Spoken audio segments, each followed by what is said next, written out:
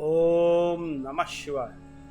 शिव पुराण की रुद्र संहिता के इस अध्याय में हम जानेंगे महाप्रलय काल में केवल सद्ब्रह्म की सत्ता का प्रतिपादन, उस निर्गुण निराकार ब्रह्म से ईश्वर मूर्ति सदाशिव का प्राकट्य, सदाशिव द्वारा स्वरूप भूता शक्ति अंबिका का प्रकटीकरण, उन दोनों के द्वारा उत्तम क्षेत्र काशी या आनंदवन का प्रादुर्भाव, शिव के वामांग से परम पुरुष विष्णु का आविर्भाव तथा उनके सकाश से प्राकृत तत्वों की क्रमशः उत्पत्ति का वर्णन जाने। ब्रह्मा जी ने कहा, ब्राह्मण देव शिरोमणे, तुम सदा समस्त जगत के उपकार में ही लगे रहते हो। तुमने लोगों के हित की कामना से यह बहुत उत्तम बात पूछी है, जिनके सुनने से संपूर्ण लोगों के समस्त प्राणों पापों का क्षय हो जाता है। उस अनामय शिव तत्व का मैं तुमसे वर्णन करता हूँ। शिव तत्व का स्वरूप बड़ा ही उत्कर्ष और अद्भुत है। जिस समय समस्त चराचर जगत नष्ट हो गया था, सर्वत्र केवल अंधकार ही अंधकार था। न सूर्य दिखाई देते थे, न चंद्रमा, अन्यान्य ग्रहों और नक्षत्रों का भी पता नहीं था। न दिन होता था, न रात। अग्नि और पृथ्वी, वायु और जल की भी सत्ता नहीं थी। प्रधान तत्व अव्याकृत प्रकृति से रहित सूना आकाश मात्र शेष था। दूसरे किसी तेज की उपलब्धि नहीं होती थी। दृश्य आदि का भी अस्तित्व नहीं था। शब्द और स्पर्श भी साथ छोड़ चुके थे। गंध और रूप की भी अभिव्यक्ति नहीं होती थी। रस का भी अभाव हो गया था। दिशाओं का भी भान नहीं होता था। इस प्रकार सब ओर निरंतर सूची भेद घोर अंधकार फैला हुआ था। उस समय तत्सत ब्रह्म, उस स्तुति में जो सत्य सुना जाता है, एकमात्र वही शेष था। जब यह वह ऐसा जो इत्यादि रूप से निर्दिष्ट होने वाला भावात्मक जगत नहीं था, उस समय एकमात्र वह सत्य ही शेष था, जिसे योगी जन अपने हृदयाकाश के भीतर निरंतर देखते हैं। वह सतत्व मन का विषय नहीं है। वाणी की भी वहां तक कभी पहुंच नहीं होती है। वह नाम तथा रूप रंग से भी शून्य है। वह न स्थूल है, न कृश है, न हस्व है, न दीर्घ, न लघु है, न गुरु। इसमें न कभी वृद्धि होती है, न ह्रास। श्रुति भी इसके विषय में चकित भाव से ही है। इतना ही कहती है, अर्थात इसकी सत्ता मात्र का ही निरूपण कर पाती है। इसका कोई विशेष विवरण देने में असमर्थ हो जाती है। वह सत्य ज्ञान स्वरूप अनंत परमानंद में परम ज्योति स्वरूप अप्रमेय आधार रहित निर्विकार निराकार निर्गुण यौगिक में सर्वव्यापी सबका एकमात्र कारण निर्विकल्प निरारब्ध माया शून्य उपद्रव रहित अद्वितीय अनादि अनंत संकोच विकास से शून्य तथा चिन्मय है। जिस परब्रह्म के विषय में ज्ञान और ज्ञान से पूर्ण उक्तियों द्वारा इस प्रकार ऊपर बताए अनुसार विकल्प किए जाते हैं, उसने कुछ काल के बाद सृष्टि का समय आने पर द्वितीय की इच्छा प्रकट की। उसके भीतर एक से अनेक होने का संकल्प उदित हुआ। तब उस निराकार परमात्मा ने अपनी लीला शक्ति से अपने लिए मूर्ति आकार की कल्पना की। मूर्ति संपूर्ण ऐश्वर्य गुणों से संपन्न, सर्व ज्ञानमयी, शुभ स्वरूपा, सर्वव्यापिनी, सर्वरूपा, सर्वदर्शनी, सर्वकारिणी, सबकी एकमात्र बंदनिया, सर्वज्ञा, सब कुछ देने वाली और संपूर्ण संस्कृतियों का केंद्र थी।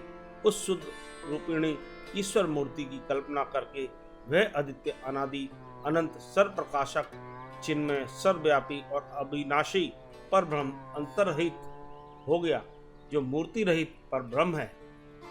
उसी का मूर्ति चिन्मय आकार भगवान सदाशिव है। अर्वाचीन और प्राचीन विद्वान इन्हीं को ईश्वर कहते हैं। उस समय एकाकी रहकर स्वेच्छानुसार विहार करने वाले उन सदाशिव ने अपने विग्रह से स्वयं ही एक स्वरूपा भूता शक्ति की सृष्टि की, जो उनके अपने श्री अंग से कभी अलग होने वाली नहीं थी। उस पराशक्ति को प्रधान प्रकृति, उन्नति, माया, बुद्धि तत्व की जननी तथा विकार रहित बताया गया है। वह शक्ति अंबिका कही गई है। उसी को प्रकृति, सर्वेश्वरी, त्रिदेव जननी, नित्या और मूल कारण भी कहते हैं। सदाशिव द्वारा प्रकट की गई उस शक्ति के 8 भुजाएं हैं और उस शुभ लक्षणा देवी के मुख की शोभा विचित्र है। वह अकेले ही अपने मुखमंडल में सदा एक सहस्त्र चंद्रमाओं की कांति धारण करती है। नाना प्रकार के आभूषण उनके श्री अंगों की शोभा बढ़ाते हैं। वह देवी नाना प्रकार की गतियों से संपन्न है और अनेक प्रकार के अस्त्र शस्त्र धारण करती है। उसके खुले हुए नेत्र खिले हुए कमल के समान जान पड़ते हैं। वह अचिंत्य तेज से जगमगाती है। वह सबकी योनि है और सदा उद्यमशील रहती है। एकाकिनी होने पर भी वह माया संयोग वशात अनेक हो जाती है। वे जो सदाशिव हैं उन्हें परम पुरुष ईश्वर शिव, शंभु और महेश्वर कहते हैं।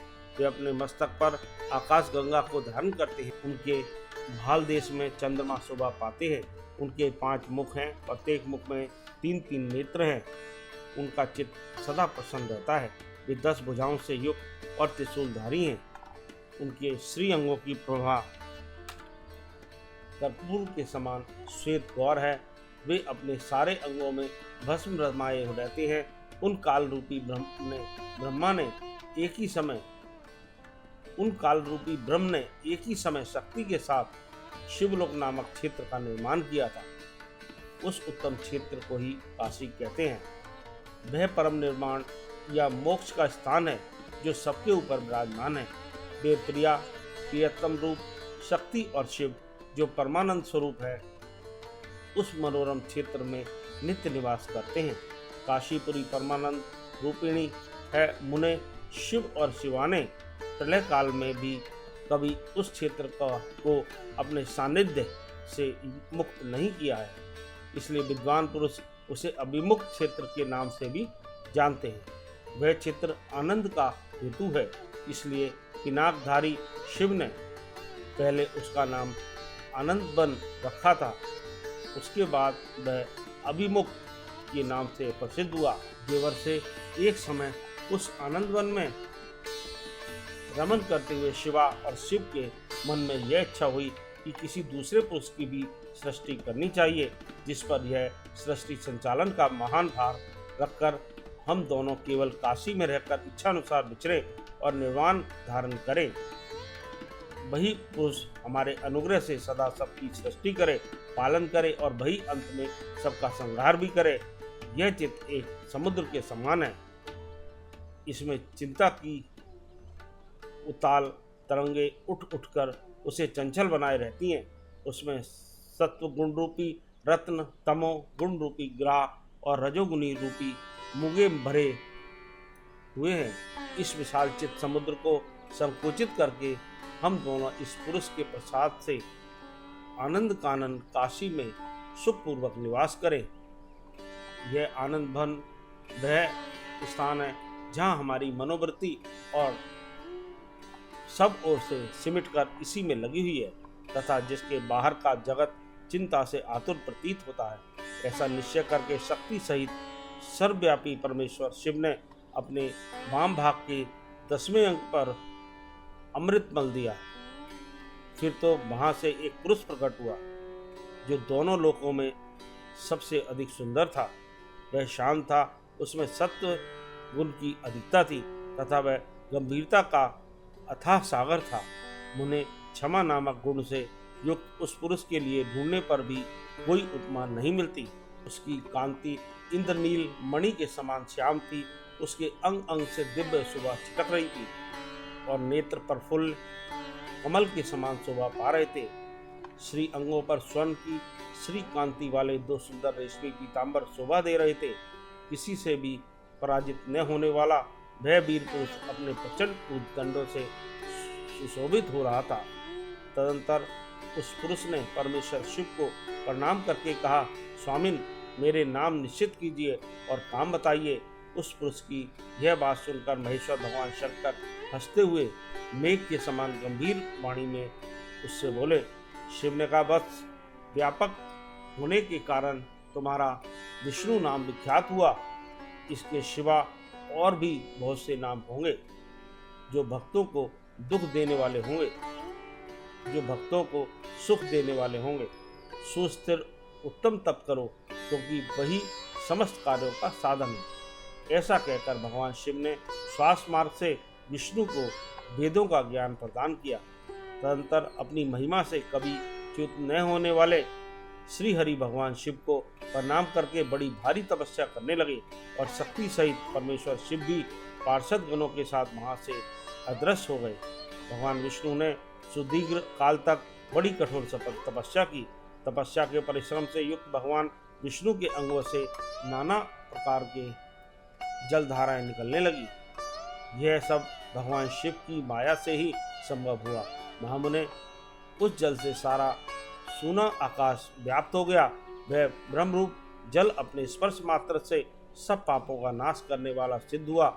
उस समय थके हुए परम पुरुष विष्णु ने स्वयं उस जल में शयन किया। वे दीर्घ काल तक बड़ी प्रसन्नता के साथ उसमें रहे। नार अर्थात जल में शयन करने के कारण ही उनका नारायण यह श्रुति सम्मत नाम प्रसिद्ध हुआ। उस समय उन परम पुरुष नारायण के सिवा दूसरा कोई प्राकृत वस्तु नहीं थी। उसके बाद ही उन महात्मा नारायण देव ने से यथा समय सभी तत्व प्रकट हुए। महामते विद्वान, मैं उन तत्वों की उत्पत्ति का प्रकार बता रहा हूँ, सुनो।